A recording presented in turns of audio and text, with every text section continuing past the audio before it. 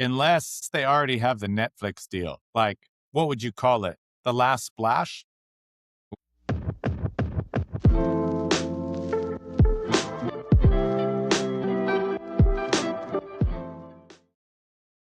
All right, welcome to the Cochrane Show. John Cochrane, Lauren Anderson, got the Warriors going on in the background, currently down by 3. Bam Adebayo scores 83 points today. What the heck? That was crazy. That was crazy. We have a new record, and all of Toronto has gone. Thank goodness for that. We can take the focus off the Raptors and Kobe's 81. Yeah. And, yeah, I had some debate with some other Raptors fans about whether or not the Raptors were playing better or worse defense than the Washington Wizards. Wizards set a record for giving an offensive player the most free throws in NBA history today. Crazy game. I mean, I saw Bill Simmons tweeted this. It's so true. If you would have named 20 players at the beginning of the season that would even score over 50, Bam Adebayo wouldn't be on that list. Yeah, it's pretty wild to see. He has been known to have a couple of burners every now and again. He's not got the worst three-point shot, so he can put them up. And he's a big guy that plays pretty physical down low. So on the one hand, it didn't surprise me. It also didn't surprise me it's against a team like the Wizards, but it was hilarious. By the end of the game, they were just trying to get the ball to Bam just so he could get free throw after free throw after free throw. You could see how tired he was. Crazy to me that as exhausted as Bam Adebayo was, he's still 17 points away from the NBA record. Wilt Chamberlain, 17 points. He just, oh man, 25 points a quarter. That's a lot. That's a record that I don't expect to be broken ever. Did Wilt play every minute of that game when he scored 100? That's a good point. Like, I don't know the full details of that stat, but Bam sure played a lot of that second half. That's for sure. Yeah, I think he got subbed out with a minute left. I was watching before that. I was watching Boston versus the Spurs. Did you catch any of that game? Yeah, actually, it looked like Wemby was on burner there as well for a bit. I thought that he was going to maybe 2 more 3-pointers, and it looked like he was going to set a career record for threes. What do you have, 7 or 8 in this game? He was letting them fly. It's yeah. I didn't see the final. Sorry, before that, Lauren. The reason I brought that game up was Jaylen Brown's second ejection of his career. I don't know if you saw that he got ejected in that game. Yeah. He got pushed out of bounds and then just saw red. Like he just lost it on the refs because they didn't call the foul. Yeah, I did see that. Interesting times for Boston with Jason Tatum coming back and looking like he doesn't want to step back from being an alpha in that space. And yeah, I'm curious to see how this plays out, whether or not this is getting closer to the end of this partnership or if this is just par for the course or what. Is the added frustration, the off-court stuff from Beverly Hills, an all-star weekend for Jaylen Brown and the continuation of that stuff? Or is there some other stuff building there? I don't want to create smoke when there's no fire, but it's something that I'll be watching for from here on out with these Boston Celtics. Yeah, I mean, that's been the storyline since those two entered the NBA, right? How long can they play together? Can they play as a 1A, 1B type tandem, or will pride get in the way? But Lauren, you were saying you had a bit of a take for... My take, John, that this has been the best week of the NBA season. The best week. If you're an NBA fan, if you're a Warriors fan, it's not the best week. This will be a long stretch to the play-in tournament. But if you're an NBA fan, this has been one of the best weeks of the NBA season. I think Jason Tatum coming back has been an absolute highlight for the league. He's ahead of schedule, and it comes back. It looks like he's playing wholesome basketball, and his putback dunk and his three-pointers have just ignited the Boston Celtics and completely changed the East. So much so that now pundits are saying that the Eastern Conference is in fact better than the Western Conference, and that is something that would have been unimaginable by the start of the season. We had an absolute burner of a game yesterday between Denver and Oklahoma City. It looks like that could have been the game that has crowned the MVP of the 2026 NBA season. That was just clutch shot after clutch shot. And that's what basketball fans are here for. It's just playmaking at such a high level. Loved it. Absolutely loved it. Wemby's playing at a great level. You see their comeback against the Rocket or Clippers the other night, and he's crying after the game because this stuff means so much for him. It's just all around. Bam Adebayo, he's the icing on the cake today. 83 points. He sets a record. Meanwhile, over again, you got the Boston Celtics and the San Antonio Spurs. Trade shots looked like that was going to be a clutch game, and Wemby's got 39 or almost 40. This is a good stretch. We're heating up. The playoff spots are starting to get a little bit more solidified, and it's got me excited again. I was a little bit lackluster after the All-Star game, but I'm starting to get pumped for the playoffs. I think SGA didn't just solidify MVP, but did he solidify the best player in the league? Like, I think those are two different conversations. Jokic has always been, like, hands down, people would say it's Jokic as the best player in the NBA. Has SGA taken the throne of that position? That man is so clinical. And for him to tie a Wilt Chamberlain and exceed a Wilt Chamberlain record, he's putting himself in rarefied air. And I think it's vindication for the amount of hard work a player like him puts into the game. It seems like everything that he does is calculated. It is like curiosity, learning driven, and the results are now there to be seen. And, you know, like, who's the best? We're all going to debate that on any given night. You know, his consistency shows. I mean, this is the Joker we're talking about. You know, like, he's also never going to be far away from that top position. You know, he's coming back from an injury. So granted, we'll see. But both that of was these, SGA though, right? yeah, and that's what I was going to say. If both of these players hit their games quota, it's SGA's to lose, in my opinion. What really impressed me, yeah, like his offense was great, but it wasn't just at the free throw line. Like those shots, he didn't just try to foul bait. I wonder if he's got that chip on his shoulder that everyone just was viewing him with just a foul baiting lens. But then that pick, it's like that pick six that he had. He put his NFL defensive corner skills on the test there, had a beautiful catch. And yeah, he plays both ends of the floor. I'm known like I've frustrating player to watch historically, but it's been beautiful the last 2 weeks. And that game winner, even against the Warriors, not the game winner, the icing on the cake, that step back three. Players are going to have to start defending that on that right side. It seems like that's his comfortable shot. Like step back off the left foot, fade out of bounds. And that's what it looked like they were trying to, you know, make him see two players, but as soon as he crossed the 3-point line, you know, take away the mid-range game for him and make sure he doesn't get into the paint. And it's like, you can't just do that anymore.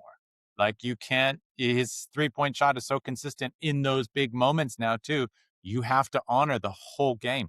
And the crazy thing to me, John, is that when they were playing the Nuggets last night, there's no Isaiah Hartenstein, there's no Jaylen Williams, there's no Chet Holmgren on the floor, there's no Alex Caruso. Those are 4 out of the Thunder starting 5. And yeah, it's a close game, but they still put it out, like play it out. Like, it's just phenomenal, that team. Aaron Gordon was back in the lineup for Denver. Hey, I want to ask you a question. If you're going to start with asking me now if there's finally vindication that the Michael Porter Jr. trade was a mistake, I'm agreeing with you now. I'm off of the Cam Thomas train. Cam Johnson. Yeah, that's right. I'm off the Cam Johnson trade. That's that was a bad pick. Hopefully he can redeem it, but yeah, okay, I agree with you there now. That wasn't where I was going, but thank you for that comment. I want to talk about, like, there's been some great games. There's been some teams that are separating themselves, but then there's some teams that I think there's a cause for panic. So we're going to do a panic meter here, and I'm just going to name some teams. And out of 10, 1 being we're in trouble, 1 being I'm not worried, 10 being like you're super worried. Yeah. Give it a ranking, okay? I'll start with the Houston Rockets. I knew you were going here. And my panic level for this team is maybe at like an 8. Just watching them sort of crash in these big games. Looks like everybody on the team is a little bit afraid of Kevin Durant and what he might say on his multiple burners about them. And so in clutch games, they're just deferring to him maybe too much. And it looks like they're a team that could use a Steven Adams, could use a Fred VanVleet, could use some of these injured players coming back. And that's a huge hit for these guys, just the maturity on the floor and some steady presence throughout it. I'm surprised that they're breaking down as much as they are. And I would be panicking if I was them. I'm panicking for them. I thought that they were going to be a stronger team. It is still the regular season, and I think in a 7-game series, they can still bully ball themselves to 2 or 3 wins. I think you have to be, if you're them, you have to be a little bit worried about the inconsistency and the collapses in games. Yeah. I think they could be more dynamic. I think that Steven Adams point is huge. Like their offense was, let's get offensive rebounds. And they're still elite at offensive rebounds. But whatever team Steven Adams is on, he just seems to add something that even that maturity on the floor and that steadiness. It was staggering to me watching Kevin Durant and the Houston Rockets. There was such a me and them mentality. It's like it's the team and then it's Kevin Durant. And when the players Jabari Smith made a bunch of mistakes against the Warriors, you could just see Kevin Durant getting so frustrated with these younger players and the mistakes that they're making. It's that thing of these old Hall of Fame players on these teams. It is hard for a young team to, I guess, mature with that sort of player on their roster. Like you see, the Lakers are struggling with LeBron James when he's in the lineup. There's the pressure that Steph Curry unintentionally creates with the players that they have, like just because you're like this. They were watching you when they were in like middle school, and yeah, it's crazy. Yeah, So and I mean, like these guys, all these guys you mentioned, Durant, Curry, LeBron, they're all NBA champions, right? So what they say, it's not like they don't know what they're talking about. And so that's a hard thing to talk back to, or even to demand more effort from, or demand to pass, right? And play a little bit more of a team-oriented game. yeah. Yeah. Let's go now. Denver Nuggets. Where's your panic meter for the Denver Nuggets? A Denver Nugget panic meter is at a 4. Like I'm not more concerned for them than under concerned. Although I think the thinness of the roster is starting to show in terms of just they're not as deep as their championship winning team. I still think on any given night, the Murray, Jokic, and Gordon are going to give any team significant problems. Yes, it was an undermanned OKC squad, but Shea had to hit 2 clutch 3-pointers to beat them. But this team is just so smart. Their IQ is so high that, yeah, I'm not too worried about them. I still think they're a top 4 team in the NBA. And if you're top 4, you guys give yourself a really good chance to make it to the NBA Finals, because you never know what's going to happen in terms of injuries and so forth in the playoffs. I'm not too worried about them. Okay, so they're in the last 30, they're 15-15, so they're playing at about a 500. Yeah, there's injuries, but what do you think? Do you think David Adelman is the coach next year for the Nuggets? I don't see why not. I mean, they were pretty impatient with Malone and they got rid of him at a really unusual time. But I mean, this has been an up and down year, and Jokic in those last 30 games that you mentioned has had some injuries and so forth, and they've lost some close ones. So again, I think you know when to put effort in. And like we've been saying for a couple weeks now, there's not really a race in the West. There's no team that's in the play-in that's really going to try and get into the first round, and that like nobody's really vying for that. You're comfortably ahead of the Lakers, so you know until the Western Conference Finals, you're going to have home court for the first 2 rounds, and then it doesn't matter. So yeah, I think they're all right. Maybe not the last one, but the Detroit Pistons. Now, I will say that Detroit Pistons are beating the socks off the Nets right now, but in the last 10, they're 5-5. I feel like they are finally playing some tougher competition and not faring so well. Yeah, I think it's a twofold thing. For them, they're the number 1 team in the East, and they'll stay there till the end of the season. I don't think the Celtics are going to catch them.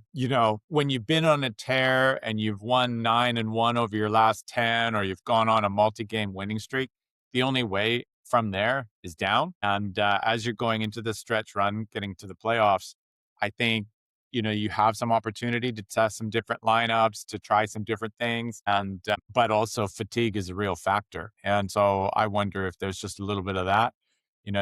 Now they've kind of all but, closed up or stitched up the number one seed. What else are we playing for? Let's just get on with it. Let's get to the playoffs. So I'm not too worried about them at the moment. I think they probably lack a little bit of depth of some of the other teams, but so far they've been able to show that they can handle it. So I still think Cade is the absolute rock star over in the Eastern Conference. And I think they'll be okay. Yeah, okay. Well, Boston is on their tail. They're 3.5 games back of first place. Yeah. They've won seven of their last 10. Two of the hottest teams. Sorry? Would it be the craziest NBA storyline if the Boston Celtics ended up with the number one seed in the East? Craziest NBA storyline over the last 5 years. Yeah, in terms of expectations going into the season, yeah, I'm trying to think, is there anything that's on par with that, right? Where you had super low expectations for a team and then they come out and they win, or at least get like top two. Can you think of anything that comes close? No. I think the Spurs, not that it's the same level, but the Spurs have surpassed expectations 100% this season. Like, I think they are a year ahead, but no, like, I think people had Boston in the Pacers sort of frame of mind, right? 100%. We're getting under the salary, or we're getting under the tax. We're trading Porzingis. We got rid of these different players and Tatum's out, so let's tank. But was it the We Believe Warriors with Baron Davis, and was it Jaren Jackson Jr. that knocked off the Dallas Mavericks, who were the number one seed that year? Yeah.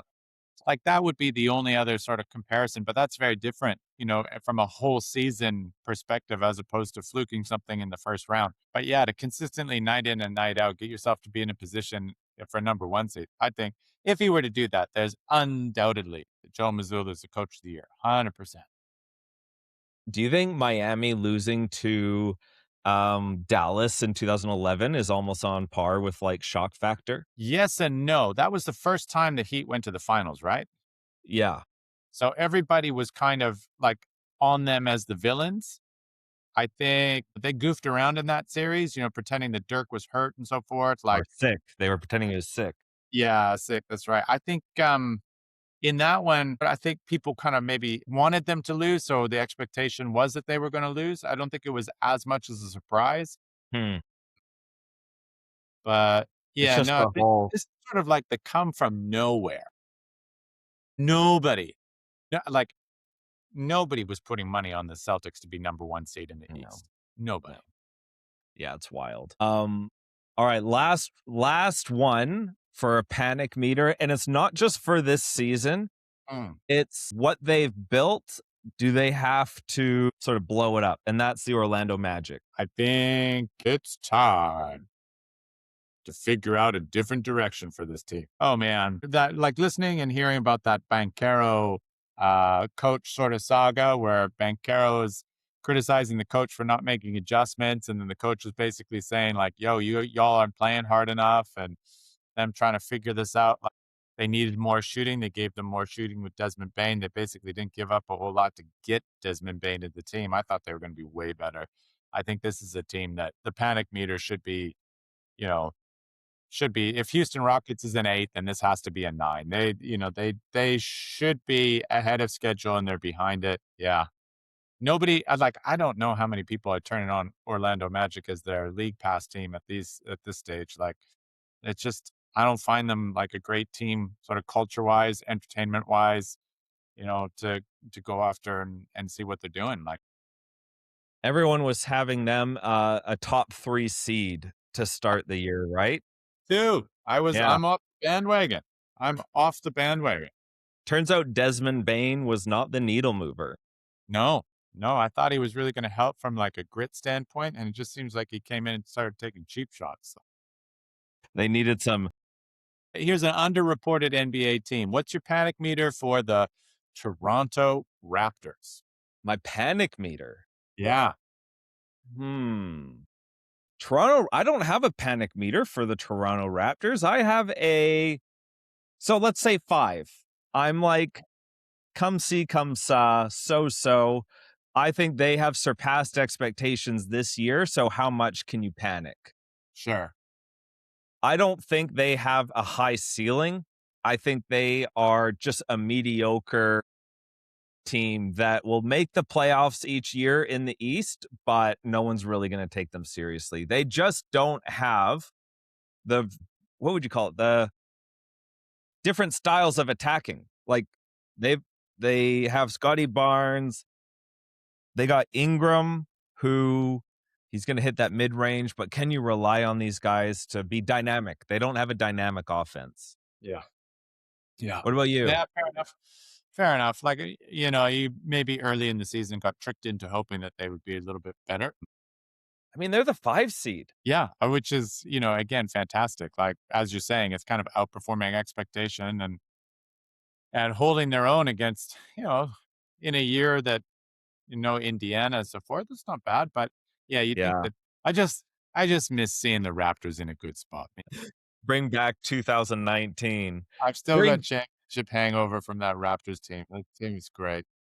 That was I great. will say, Lauren, I'm going to move my panic meter to them to like an 8. Just looking at the standings and the teams that are on their tail. Okay. So the Raptors are 36 and 28 at the 5 seed. The Heat are 37 and 29, and they've won 6 in a row. And I could, I think I think the Heat will surpass them.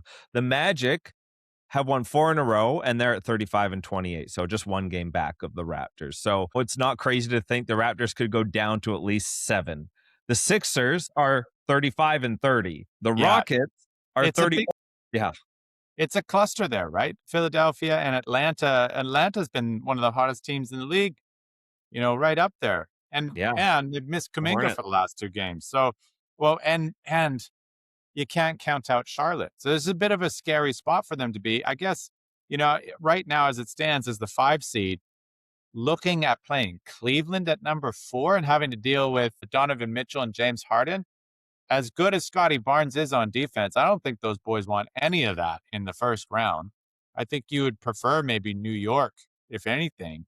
But yeah, the East, it's pick your poison. Like the only other, even if you get into the play-in, then your prize is to play Boston or Detroit in the first round. It's not great for the Toronto Raptors this year. But here's a little question before we move on. Do you think when it's all said and done, RJ Barrett's going to have a better NBA career than Zion Williamson? 2 Duke players came in on the same draft, teammates in college. Yes, I do. If they were both to retire today, you would take what RJ Barrett has done simply because he's played more games. It'll be interesting to see what happens to Zion once he gets out of New Orleans. I could see him have a change of location boost, especially without having the pressure of being a franchise player, which he had. And so, but then again, is Zion more likely to have a Ben Simmons trajectory or to have a player that gets like a Jalen Brunson trajectory where you go to a new team and you have that bump? That is a fascinating question because I think on the one hand, one of the comparisons, and this is a weird comparison, but Luka Doncic going to Los Angeles, they were hoping that Luka Doncic with LeBron as the leader would fix some of this like fitness issues, some of this barking at the referee issues and so forth. It doesn't look like that's been the outcome. And so you think get Zion out of New Orleans. Where does he go? You plug him into a system like in San Antonio or what are some of the like there's no way he's Orlando? OKC. Yeah, maybe Orlando, something like that. You think maybe there's an opportunity? Is he a Heat player? Like, is he one of those like sort of energetic, don't come in under the body fat percentage sort of thing? Like, Yeah. would that transform his career? I think he does. Zion has a higher ceiling than RJ Barrett if he were to reach the ceiling. But I think you can't undermine the kind of professionals that come in and day out, and work to their ceiling consistently. And that's something that I'm appreciating out of the Canadian. And then we've had a Dillon Brooks Canadian in the news for all the wrong reasons. Yeah. That's unfortunate. Very unfortunate. All right. By the way, the Warriors are down 69-58 right now in the third quarter to the Chicago Bulls. We just don't beat good teams, it turns out. Or we don't beat bad teams. And like we said at the end of last pod, doesn't matter. Doesn't matter. Hey, yeah. This is the doesn't matter part of the season, which is really unfortunate. Houston Rockets, it looked like it did matter to Draymond Green. It mattered a lot because they're playing Kevin Durant. But And I haven't seen this Draymond play that good in probably all season. Actually, since he played Wemby, I haven't seen Draymond play that good. Okay, I have a trade proposal. okay, yeah, Is that okay? yeah, go for it. And then I Okay. want to talk more about Warriors.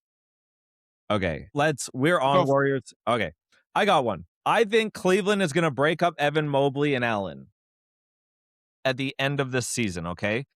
All right, so what's the trade proposal? Yeah, so ideally you keep Evan Mobley. However, his trade value is going to be far higher than Jared Allen. So we'll start. I've got two trades. Paolo for Mobley. Whoa. Who says no? Yeah, that's an interesting one. I just wonder with Donovan Mitchell and James Harden if Paolo needs the ball too much. All right. Well, let me propose my second trade, and then you can choose the one. Yeah, I think Cleveland says no on that. That would be my, especially if you've got the Wagner boys up the front in Orlando. I don't know if that's the right spot for either of those, but yeah, keep going. Cat for Mobley. And obviously, I think New York would have to send something else, but yeah, Cat for Mobley. That's an interesting one. I think Cat would fit very well in Cleveland. Yeah, you have Allen in the paint. Cat can be a stretch four. And then you've got James Harden, Donovan Mitchell, and whoever there. Would you sacrifice too much on defense if you had Harden and Cat on the floor together? Well, possibly, but Mitchell is when he puts the effort in, Mitchell can be a good defender, and Allen can be your rim protector. So I don't know. I just think it would spread the floor out more than you currently have in Cleveland. Yeah, no, that's an interesting one. That's an interesting one. Would you try and deal Porzingis and change for Mobley? There is no chance Cleveland does that. But here's my segue into this Warriors conversation. What do you think of this Porzingis situation? You've got Steve Kerr coming out and talking about Potts. You've got Porzingis coming or saying it's not Potts. You've got Porzingis saying it was Potts. Now you've got Porzingis saying, I'm going to be fine for the rest of the season. He doesn't play the very next game, front end of a back-to-back. And now he's played 10 minutes in the first half and didn't start. And he's got 7 points, 1 rebound, and no other notable stats. Okay, I'm going to be a defender of Porzingis to start with. All right, let's go. He has hardly played this year. So I could just imagine his lungs, right? You know what it's like to play a basketball game after not playing for a long time. It is so hard just to catch your breath and play for 5 minutes straight. And so I think years ago, I remember training for a marathon thinking I was in good shape and then playing basketball like somewhere in like late in the training block. I've been doing 3+ hour training runs. I was gassed. I was so gassed. Yeah. And because the competitiveness comes in you and then you feel like you're going to vomit. So that's point number one. Point number two is we haven't seen him play with Steph at all. So I think before we have any verdict, we have to see what that looks like. I imagine they're just ramping him up so that by the play-in tournament, he's ready to go. And then I would imagine he would be the starter. So it would be Porzingis, Green. Remember, like Moody is out right now. Richard's just come back. Seth Curry is out today. Steph Curry is out. Horford's not playing back-to-back. 13 players total that were out for the Warriors and Jazz game the other day. Jeez, it's just decimated. The roller coaster. This season is just a weird season for Golden State. And so I think when Steph Curry comes, and sorry, Jimmy Butler obviously is out as well. Yeah, So right. I think they have the makeup, if these guys could just play, to be a good team. And I don't think anybody wants to see the Warriors in the first round. That's just my personal opinion. Because Kerr has them. I still think Kerr is like the best matchup coach there is in the NBA. I think he gets their players playing their role. He maximizes each player's ability, and they just seem, I mean, they're fielding G Leaguers right now. Yeah, And they're able to beat the Houston Rockets. Now we have our concerns about Houston, but you get Curry back. Okay, sorry, but back to Porzingis. The illness is very strange. Like, what the heck?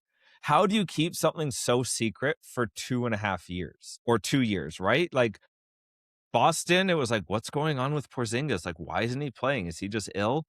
And then he gets traded to Atlanta. Everything seems like it's going to be okay. And then he's still sick, and then gets traded to Golden State. Everything seems like it's going to be okay. Then he's sick again. And he quoted, it was very unfortunate about what Steve Kerr said about his illness.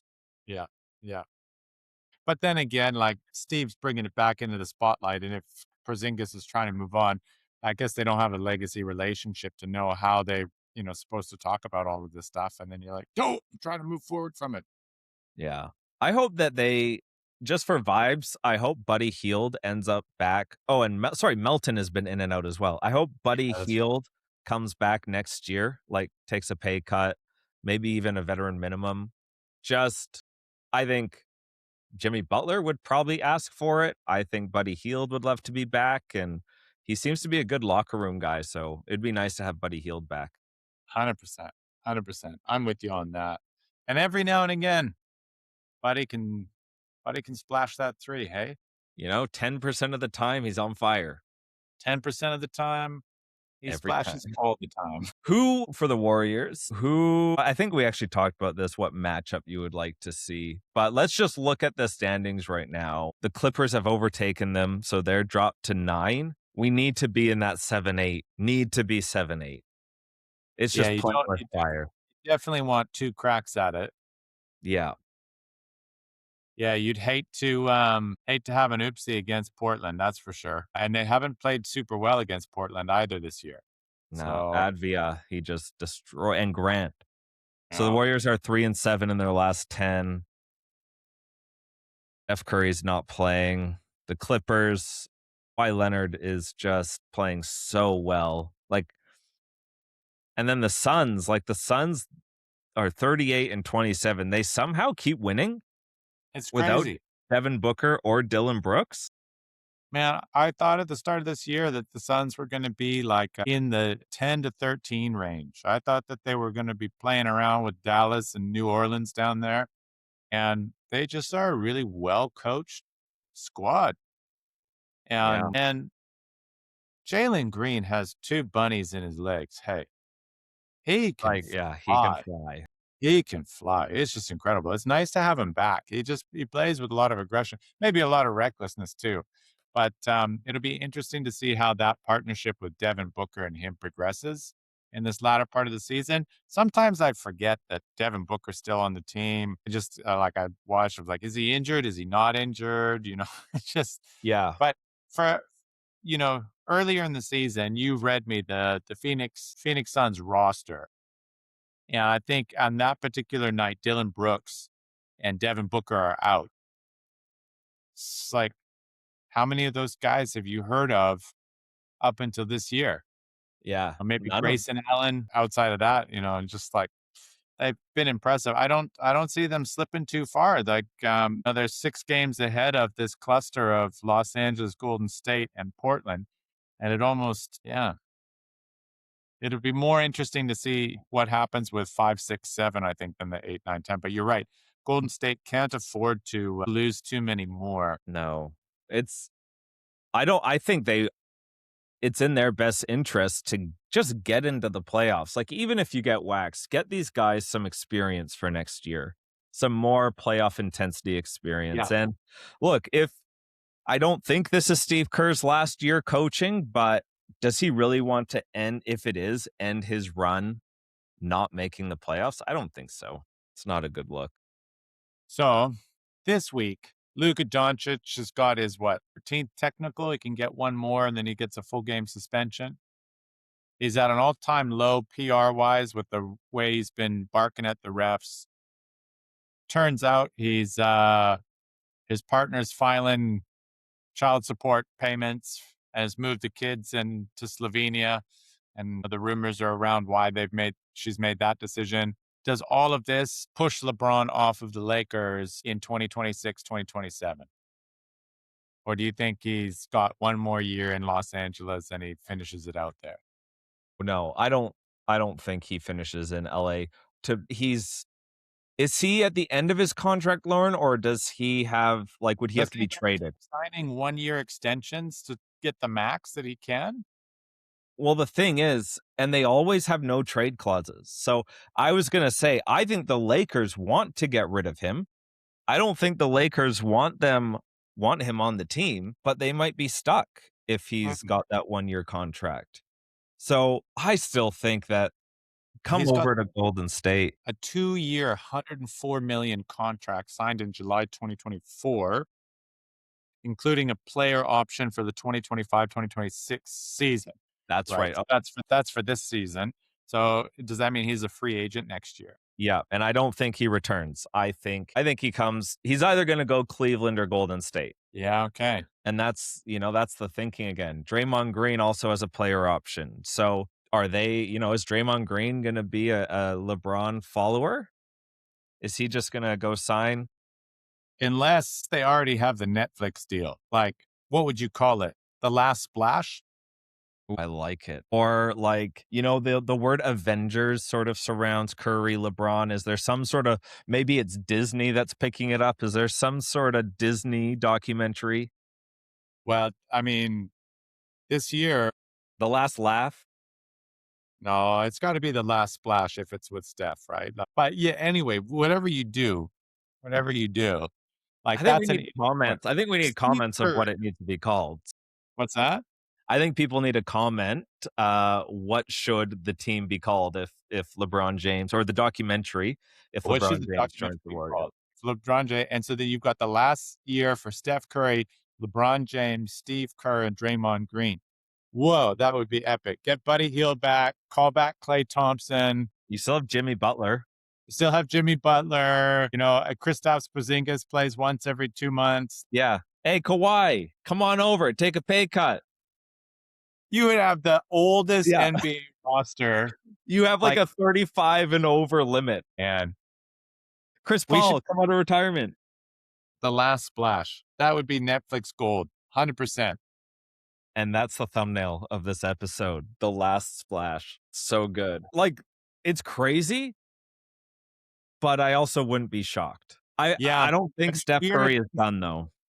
Weirder things have happened in the NBA, like when Gary Payton and Karl Malone went and joined the Lakers. That was a weird thing, but history tells us that doesn't always work very well. No. There's no victory lap team that has gone on to win an NBA Finals. But it's sort of just the narratives. They would be on every single nationally televised game, and it would always be every single arena. If this was the last chance that you had to see LeBron, and LeBron is playing next to Steph and Draymond Green, 100%. It would be every single game, almost like a USA versus World, but it'd be like the OGs versus Gen Zs. That would be the heading of every game. Yeah. Can the OGs take out the Gen Zs? All right, we need y'all to like and share this, blow it up, and we're gonna have to start a petition page. Petitioning Joe Lacob to get the Last Splash happening. This is gonna be great. This is gonna be great. Be great for the league, great for the Warriors, and great for our soul. That's right. If you need more good ideas, I'm open for a contract. Let's talk. Please. By the way, just an update on the current game that's happening before I let you go, Lauren. Porzingis is now leading the game in points for the Warriors at 15 points. They've taken the lead. Gary Payton leading in rebounds. That is always a bit sad when your leading rebounder is like 6'2". Yeah. Yeah, nobody else has it going. Cryer and Porzingis carrying the team. Yeah. That's wild. And do you know what's wrong with Kuminga? Why he's not playing again? Is it still his knee? Like, he came back, looked great against the worst teams, but hasn't Yeah, no, played. I hadn't watched that actually. Let's have a quick look. Injury status questionable. Yeah. It's the left knee bone bruise, so it's still the knee issue. Still acting up. Yeah, yeah. Well, Lauren, next week, I think we need to do a too early off-season moves predictions episode because just thinking about next year and the possibilities. But let's go last splash. Let's do it. Let's do it. Let's see it happen. This would be fantastic. It'll be with Draymond Green, LeBron, and Steph, it's gonna be like viewer gold. Yeah. KD will have FOMO and wish he was 100%. there. That's right. Russell Westbrook will be given dirty eyes. Like, this would be great. Can I just say last thing? This is the last thing. This is my anyhow. LeBron James leaves teams in a disarray. Teams are bad for a very long time when he leaves, right? Kevin Durant seems to leave teams and the teams get better or the teams continue their success. Now, Brooklyn, I'm going to use Brooklyn as a no, but Phoenix leaves Phoenix. The team seems to be doing better without him. OKC, they continued to have some success and then they tanked. I could see Brooklyn, they're going to benefit from getting rid of Kevin Durant with those draft picks, but just an interesting thing. He doesn't have Golden State Warriors win a championship after he leaves. Doesn't seem to have the same sort of effect and that's not a knock on him. That's almost like a positive. Yeah, interesting point.